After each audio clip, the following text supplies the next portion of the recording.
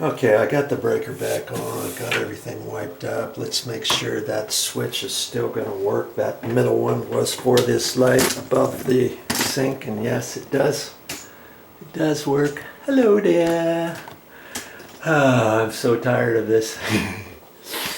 But, hey, so now, we've done some troubleshooting so far. We know it's not the light bulb. We know it's not the fan that gets plugged in up there. We know it's not these switches. What else could it be? You know? I mean, up in here, there could be a some sort of module transformer type thing that might have gone bad. That's up above the ceiling, that's in the junction box, let's say, or something like that. Could it be possible that it was something like that?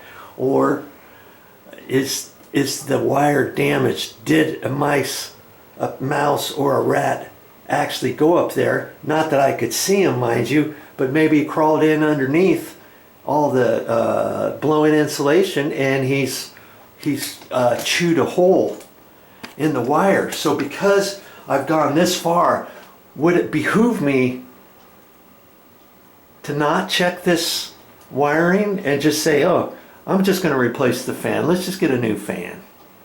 You know, I don't really want to do that. I don't want to just get a new fan, because what if it was the wiring right up at that location, right here above this wall, right there, or right over in here somewhere on the back side where the wire comes into the junction box and a rat's chewed it and you can't see that.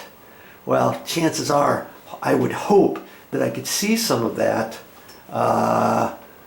if I were to go up there and replace this, let's say.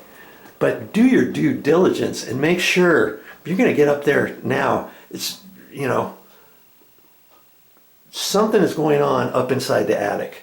So it's either the wiring that goes over there or something inside the actual fan connection, let's say. Could the connection have rusted out and got all tweaked, or something like that, got water on it, leaked on it once upon a time? Well, there's no water leak here or anything like that. It's either a rat or it's a connection, a faulty connection, or something inside the area where you plug stuff in, okay?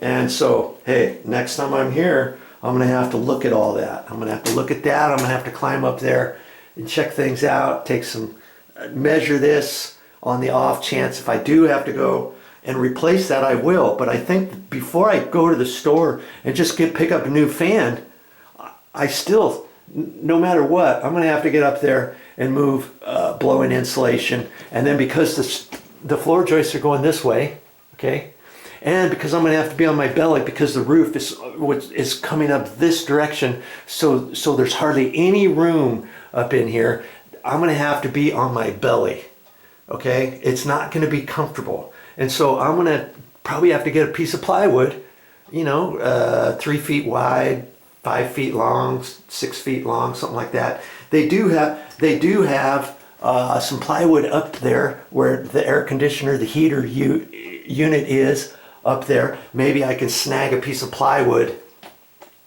and pull it up and use that. Possibly. I'll have to look at all that next time I'm here. Okay? But then I'll have to dig the insulation out. I'm going to have to do that anyways, whether or not I replace it or just look at the wiring. Do you see what I mean? And there's duct work that goes here and all kinds of different things there. So I'm going to have to get all the insulation out of my way. Then I'll be able to look at the wiring. If it's the wiring, then I can replace the wiring. If it's the ceiling fan, the exhaust fan, I can do that while I'm up there. Then I'll look and see on the outlet if is it a 3-inch aluminum ducting that goes up to the roof, or is it a 4-inch connection? I've got to check. I might as well check that before I go to the store, right?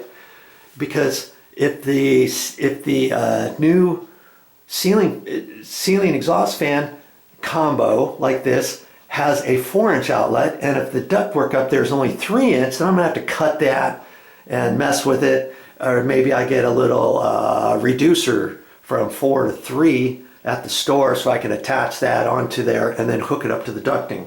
Or if the duct is 4-inch and if the new unit's 3-inch, you know, I've got So while I'm up there, I'll check that ductwork too and do all that stuff. Then if I have to go to the store, it'll give me a nice little break. I can go to the store, get all my stuff, come back, do everything.